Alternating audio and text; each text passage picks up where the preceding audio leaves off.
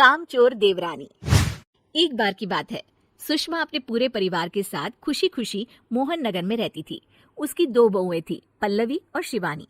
एक दिन दोनों बहुएं रसोई में काम कर रही होती है कि तभी उनकी सास सुषमा उन्हें बुलाती है। अरे बहू, जरा इधर तो आना। शिवानी, जरा जाकर देखना सासू माँ क्या कह रही है। दीदी आप ही देख लो ना जाकर, आपको भी तो सुनाई दे रहा है। अरे मैं आटा गूंद रही हूँ ना, तुम चली जाओ। हाँ तो मैं भी तो सब्जी काट रही हूँ ना दीदी। अरे बहू जल्दी आओ। ओफो, ये तो जाएगी नहीं। मैं ही जाकर देखती हूँ कि क्या करना है। पल्लवी सुषमा के कमरे में जाती है। जी मम्मी जी, क्या हुआ? शाम को घर पर कुछ मेहमान आने वाले हैं, तो तुम अच्छा सा खाना बना लेना बहू। ठीक है मम्मी जी, आप बता दीजिए क्या क्या बनाना है और कितने लोग आ रहे हैं। सुनील की मौसी जी और उनका पूरा परिवार आ रहा है। कुल मिलाकर 3 लोग और हमें मिलाकर हुए 9 लोग। तो अभी से ही तैयारी करना शुरू कर दो। और हाँ, घर की सफाई भी कर देना, हाँ अच्छे से। जी मम्मी जी, सब काम हो जाएगा, आप चिंता मत कीजिए। पल्लवी शिवानी को घर में मेहमान आने वाले हैं इसके बारे में बताती है। क्या 9 लोगों का खाना बनाना होगा, घर की सफाई करनी है? बाप रे, सासू माँ ने तो हमें घर की नौकरानी ही समझ कर रखा है। ऐसा नहीं बोलते शिवानी, हम इस घर की बहू हैं और घर के काम करना हमारा फर्ज है। दीदी तो है ही सासू माँ की चमची, जब देखो सासू माँ सासू माँ। मैं तो इतना सारा काम नहीं करने वाली। शिवानी कपड़े लेकर गमला साफ कर रही होती है और चक्कर आने का नाटक करने लगती है। मेरा सर चकरा रहा है। तभी वहाँ पल्लवी और सासू माँ जाते हैं। अरे बहू, क्या हो गया तुम्हें? मम्मी जी, बहुत तेज सर में दर्द हो रहा है। तुम एक काम करो शिवानी, आराम कर लो। नहीं नहीं दीदी, घर में मेहमान आने वाले हैं, मुझे आपकी मदद करनी चाहिए। अरे कोई बात नहीं शिवानी, तुम आराम कर लो, मैं सब काम कर लूंगी। ठीक है दीदी, अगर आप इतना कह रही हैं तो आराम कर लेती हूँ। शिवानी आराम से अपने कमरे में मैगजीन पढ़ रही होती है। इसे कहते हैं आराम की जिंदगी।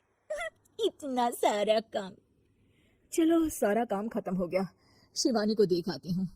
शिवानी अपने कमरे में ईयरफोन में गाने सुनते सुनते सो जाती है और उसके साइड में मैगजीन भी रखी होती है। पल्लवी वहां आ जाती है और वो सब देखती है। ओहो, तो मतलब सब काम चोरी का बहाना था। अभी बताती हूँ इसको। घर का सारा काम मुझे करना पड़ा और ये महारानी यहाँ मैगजीन पढ़ रही है, गाने सुन रही है। पल्लवी रसोई से एक प्लेट और चम्मच लेकर आती है और शिवानी को थाली बजाकर उठाने लगती है। शिवानी अचानक से उठती है। उठ गई महारानी, गाने भी सुन लिए, मैगजीन भी पढ़ ली। तुम तो बहुत बड़ी झूठी निकली शिवानी। तुमने सर दर्द का बहाना बनाया ताकि काम करने से बच सको। हाँ बनाया बहाना, तो क्या करती, इतने सारे काम करती। मुझे कोई शौक नहीं है चापलूसी का।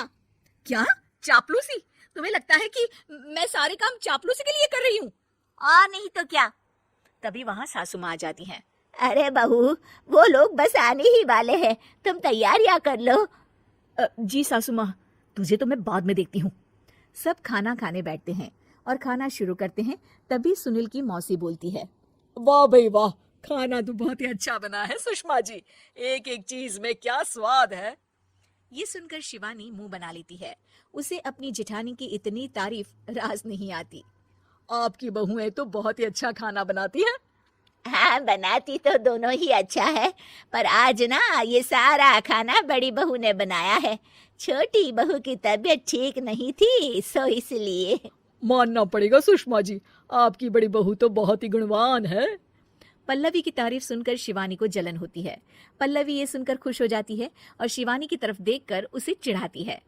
कुछ देर बाद मेहमानों के जाने का वक्त हो जाता है। मौसी जी सबके लिए उपहार लाई होती है। वो सबको शगुन के पैसे देती हैं और अंत में पल्लवी के पास आती है। तुम्हारे लिए शगुन का लिफाफा तो है ही, पर बहू तुम्हें एक और उपहार भी मिलेगा, इतना अच्छा खाना बनाने के लिए। मौसी अपने सोने के कंगन निकालकर पल्लवी को पहना देती है। ये लो, ये मेरे मनपसंद कंगन है, अब से ये तुम्हारे हुए। धन्यवाद मौसी जी। ये देखकर शिवानी तो पूरी तरह से जल जाती है और गुस्से से रसोई में चली जाती है। तभी वहाँ पल्लवी आ जाती है और उसे अपने कंगन दिखाने लगती है। देवरानी जी, अब आपका सर दर्द ठीक तो है ना? मुझे लगता है कि अब सर दर्द शुरू हो गया होगा आपका।